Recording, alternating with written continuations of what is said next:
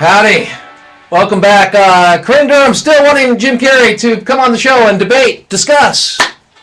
A little discussion.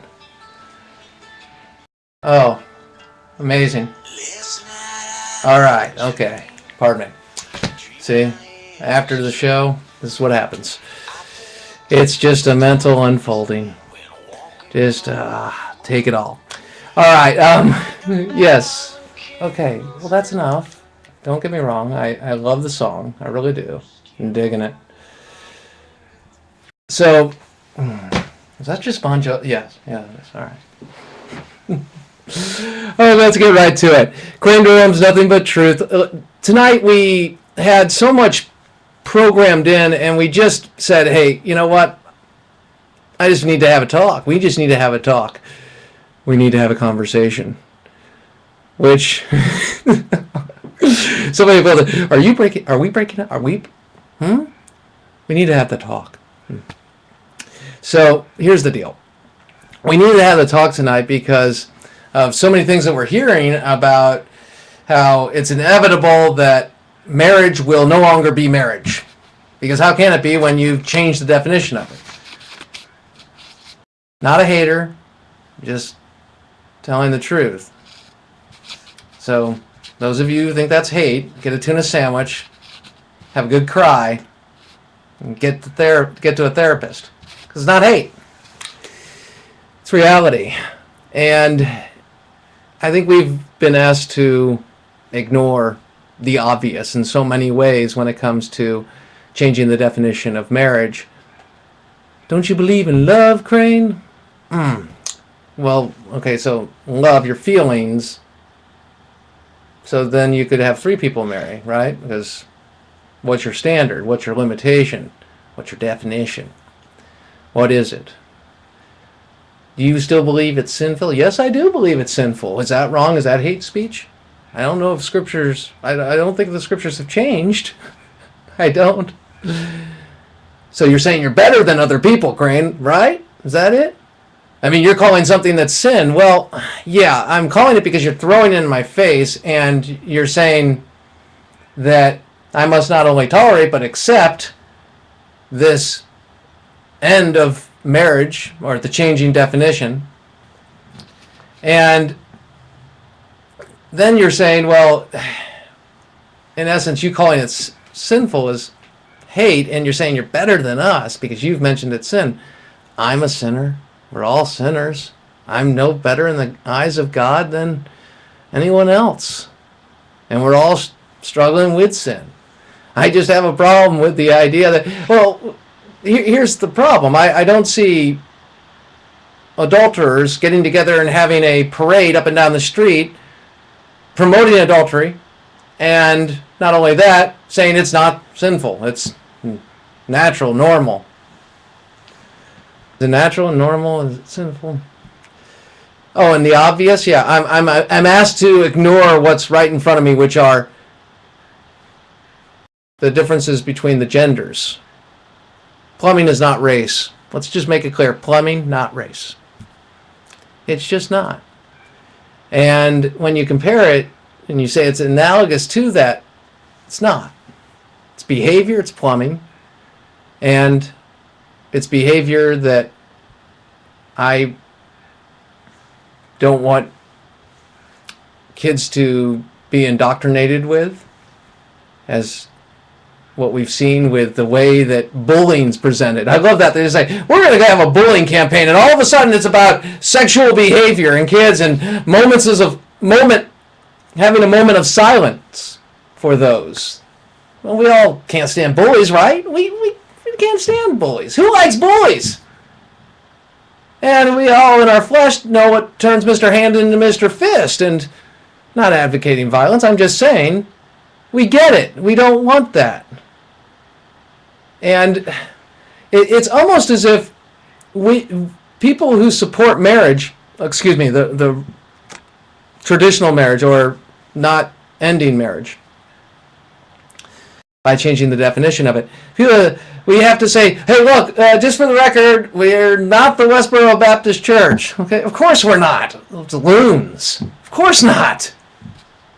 Haters. No. But for you to attempt to shape the narrative, number one, it's bizarre because then you throw President Obama and so many on the left and the evolving positions. Look, marriage is between a man and a woman. And I don't support civil unions. Because it's just another form of it. And the idea that somehow that is hate is bizarre. But the whole conversation's upside down.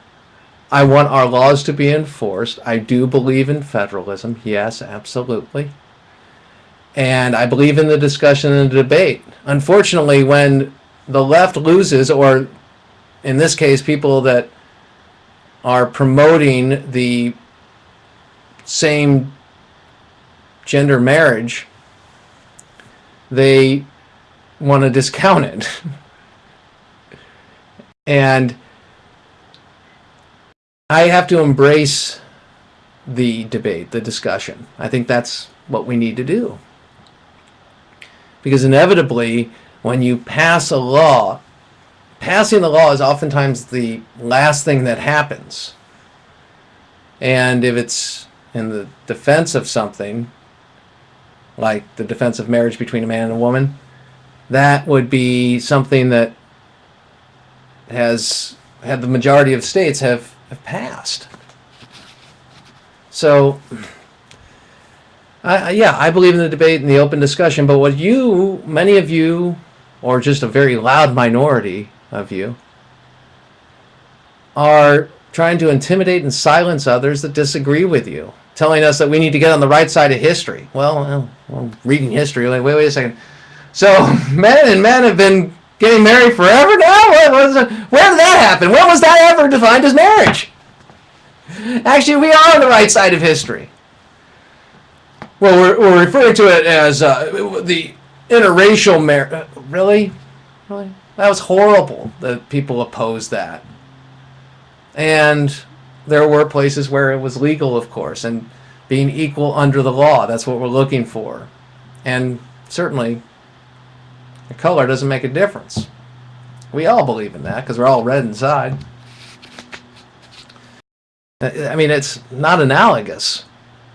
You're discussing plumbing and behavior, and you're comparing that to race. And look, again, I know that many of you need our approval, and you need the state to codify and say it's okay. Why is that? Why do you have to have that? You ever ask yourself that question? Do you feel it's wrong? Do you know, wait a second, so you need to say it's normal or natural? Well, looking at the compatibility of genders, it's not. That's not hate either, by the way. But it's like having a debate with somebody who's right there. Well, you have these feelings and attraction. Okay, so all feelings are right. Well, now you're trying to say right and wrong and sin, and you're saying you're up here. No, I'm not. I'm just as fallen. I'm looking up. Because we all struggle with sin of one kind or another. Absolutely. Oh, how about the argument? Well, you've done such a great job with it. I mean, especially you Christians. You're not living up to the covenant, so therefore we should just kind of end it. That makes it right to end it. That changes everything. Huh? No, it means that we should do a better job of living up to the covenant. Yes, you're right. I get it. We've failed. Or have failed in the past, certainly, and are struggling. So look, I realize I'm off on a tangent here, and I only wanted to go about 4 minutes, and I'm up to 10, so I'll let it go here. I'm writing an article about this, and it'll be out tomorrow or the next day. And I'm sure some of you will be very offended. I'm not trying to be shocking. Any clown can get up and say something that's shocking. I'm actually getting up and telling you what I believe and what I believe to be true, and how, I realize that people disagree with me on this issue, and just the idea that, homosexuals, I have people in my life that are homosexual, declared that, that way I consider them friends. I do. I don't love them any less or more, for that matter, than my other friends. It's not about that. Nevertheless, it rarely is what it is supposed to be about, substance, because I've noticed as a conservative, especially, that many on the left don't want to go to substance because they lose. And they're not interested in actually changing the hearts and minds. And as a Christian, I say, not interested in necessarily being salt and light and speaking truth and love. No, they're interested in winning. Or was that just Saul Alinsky? Why do I see so many of his tactics? Yeah. I see a lot of those tactics being employed on the left. Perhaps the left doesn't have a very good record. When it comes to war, they don't win them. When it comes to getting into war or objecting to policies, they seemingly forget what they stand for. Oh, I'll give you an example. How could you deal with those brutal dictators, those nationalistic dictators? How could you deal with them in the Middle East and trade liberty, which is a false bargain, of the people? Why don't you advocate for freedom? Why do you have to deal with these tyrants? And then when somebody actually does something about it, whether you agree with George W. Bush or not, in the overall policy to address national security threats, is to change that because it was a false bargain, a false trade-off. And they come around and they go, "You're warmongers." It's like, what? Huh? And then they have a president. We have a president. President Obama's my president too.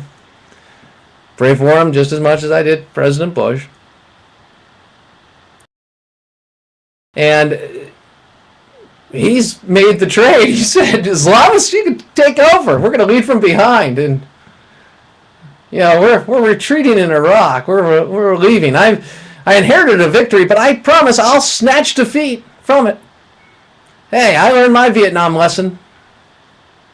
Let the soldiers win it, and let the politicians give it away by not living up to our promises to the people that needed our support and that we said we would support them. Great book, by the way. Great book. Politically Incorrect Guide to the Vietnam War. Phil Jennings, shout out to you as always. Tonight we had Dr. Waleed Fairs on, among others. Well, actually, Dr. Fairs was our guest. Tomorrow night we have Aaron Free. You can put your name down for the prayer for those to come to Christ. And I leave you with this. What's good about what's happened over the last 4+ years? And what's good about the situation now? We're learning just how bad liberalism is. We're learning firsthand. So we're going to have a generation that experienced the full frontal of liberalism, stimulus, Affordable Care Act, Obamacare. We're going to see this. They're going to see it and say, oh, it failed. We won't be speaking to the half measures of policy, like health care was 50% was the government, or semi-free markets. No, we'll be speaking to government run. And we'll say, oh, it fails. The government, the economy contracts. Or, you see an annual decline in economic growth. So you can't take money from one group to another and say that you're going to create more money, because that's not what produces wealth. Well, okay, I won't even have the conversation. But it is interesting what's happening now, because we will be learning these lessons, and perhaps what's happened over the last 50+ years with the liberals coming in and indoctrinating students with this, with revisionist history, with economic theories that are failures, that fail, with, speaking of economic revisionist history, FDR, who got us out of the Great Depression. He prolonged the Depression. There's so many things.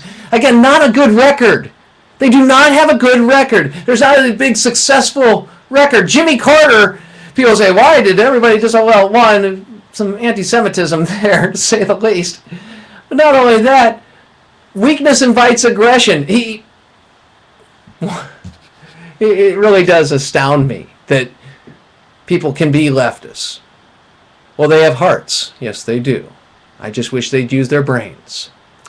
Crane Durham's nothing but... Are you saying you're smarter? Are you smarter? Are you saying you're smarter than me? Better than me? Are you saying it? No, not.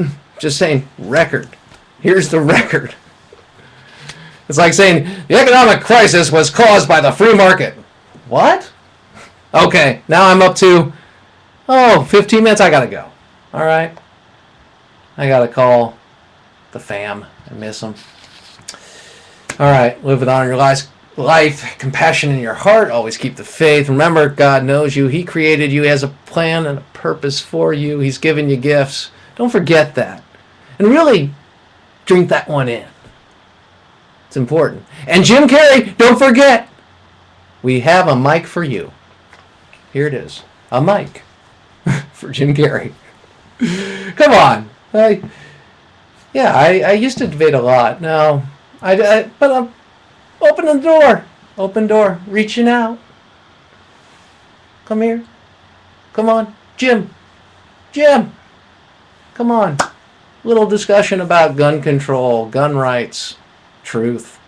It'll be fun. Thanks.